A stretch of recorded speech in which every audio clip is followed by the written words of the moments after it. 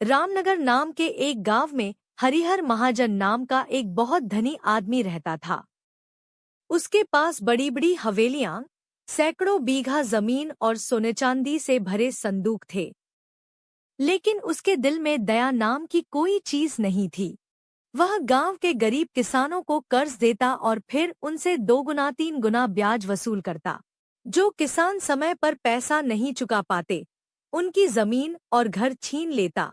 गांव के लोग उससे डरते थे, लेकिन मन ही मन उससे नफरत भी करते थे। एक दिन एक गरीब किसान, रामू, हाथ जोड़कर उसके सामने खड़ा था। महाजन जी, इस साल सूखे की वजह से फसल खराब हो गई। मुझे थोड़ा समय दे दीजिए, मैं आपका पैसा जरूर लौटा दूंगा। मुझे बहाने नहीं सुनने। अगर एक हफ्ते में पैसा नहीं दिया तो तुम्हारी जमीन मेरी हो जाएगी। मालिक, मेरे बच्चों का क्या होगा? मुझे उससे कोई मतलब नहीं। रामू रोता हुआ वहां से चला गया। यह सब हरिहर का बेटा सूर्य देख रहा था। उसे अपने पिता के कर्म बिल्कुल पसंद नहीं थे। पिताजी, आप गरीब लोगों के साथ इतना कठोर व्यवहार क्यों करते हैं? क्योंकि दुनिया में सबसे बड़ी ताकत पैसा है। जिसके पास पैसा है वही राजा है। लेकिन इंसानियत भी तो कोई चीज होती है। इंसानियत से पेट नहीं भरता बेटा। सूर्य अपने पिता की बात सुनकर बहुत दुखी हुआ। कुछ दिनों तक उसने कई बार अपने पिता को समझाने की कोशिश की, लेकिन हरिहर पर कोई असर नहीं पड़ा। एक रात सूर्य ने फैसला कर लिया। अगर मैं यहाँ रहा तो कभी कुछ नहीं बदल पाएगा। मुझे जाना होगा। सुबह वह घर छोड़कर निकल पड़ा।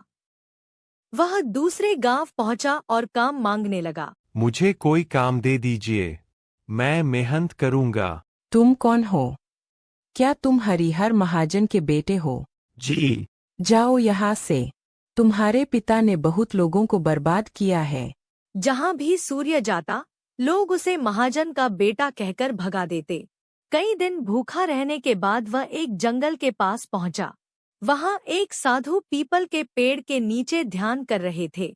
बेटा, तुम बहुत परेशान लग रहे हो। महाराज, मैं अपने पिता के पापों की सजा भुगत रहा हूँ। सूर्य ने पूरी कहानी साधु को सुना दी। साधु कुछ देर शांत रहे, फिर बोले, बेटा, किसी को बदलने के लिए केवल उपदेश काफी नहीं होता। कभी कभी उसे अपने कर्मों का परिणाम भी महसूस कराना पड़ता है। लेकिन मैं क्या कर सकता हूँ? उसे वही दर्द महसूस कराओ जो उसने दूसरों को दिया है। सूर्य ने साधु की बात ध्यान से सुनी और एक योजना बनाई। उसे पता था कि उसके पिता ने अपनी हवेली के पीछे एक गुप्त तहखाने में बहुत सारा धन छिपा रखा है। सूर्य रात के अंधेरे में गांव लौटा। कुछ विश्वसनीय लोगों की मदद से उसने वह सारा धन निकाल लिया, लेकिन उसने अपने लिए एक भी सिक्का नहीं रखा। वह धन गांव के गरीब किसानों में बांट दिया गया। किसी को नया घर मिला, किसी का कर्ज चुक गया, किसी की जमीन वापस मिल गई। अगली सुबह हरिहर तहखाने में पहुंचा। वहां खाली संदूक देखकर उसके पैरों तले जमीन खिसक गई। मेरा धन, मेरा सारा धन कहाँ गया? धीरे धीरे यह खबर पूरे गांव में फैल गई। लोग आपस में बातें करने लगे। जिसने दूसरों का सब कुछ छीना था, आज उसका खुद का धन चला गया। भगवान के घर देर है, अंधेर नहीं। पहली बार हरिहर ने अपमान का दर्द महसूस किया। कुछ ही महीनों में उसका कारोबार भी ठप पड़ गया। लोग उससे दूर रहने लगे। जो लोग पहले उसके आगे पीछे घूमते थे, अब उसे देखकर मुंह फेर लेते थे। एक दिन उसे खाने तक के लिए संघर्ष करना पड़ा। वह मदद मांगने गांव के लोगों के पास गया। मुझे थोड़ा अनाज दे दो। जब हम भूखे थे, तब आपने हमारी मदद नहीं की थी। यह सुनकर हरिहर का सिर शर्म से झुक गया। उस रात वह अकेला बैठकर रोने लगा। उसे एहसास हुआ कि उसने कितने लोगों का जीवन बर्बाद किया है। कुछ दिनों बाद सूर्य उसके सामने आया। तुम? पिताजी, अब क्या आपको समझ आया कि दर्द क्या होता है? बेटा, क्या यह सब तुमने किया था? हाँ, लेकिन मैंने धन अपने लिए नहीं लिया। वह उन लोगों को लौटा दिया जिनसे आपने छीना था। मैंने जीवन भर धन कमाया, लेकिन इंसानियत खो दी।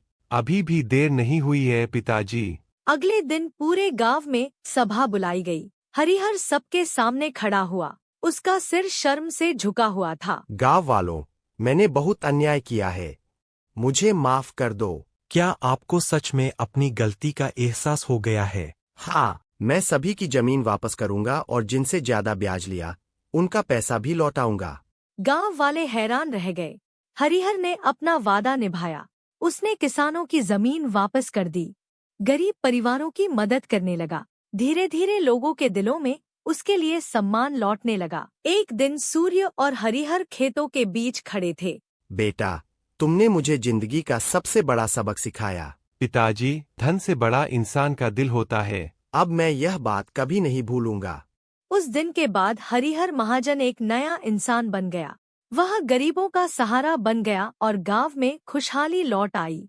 लोग आज भी उसकी कहानी सुनाते हैं और कहते हैं, जिस इंसान को दूसरों का दर्द समझ आ जाता है, वही सच्चा इंसान बनता है।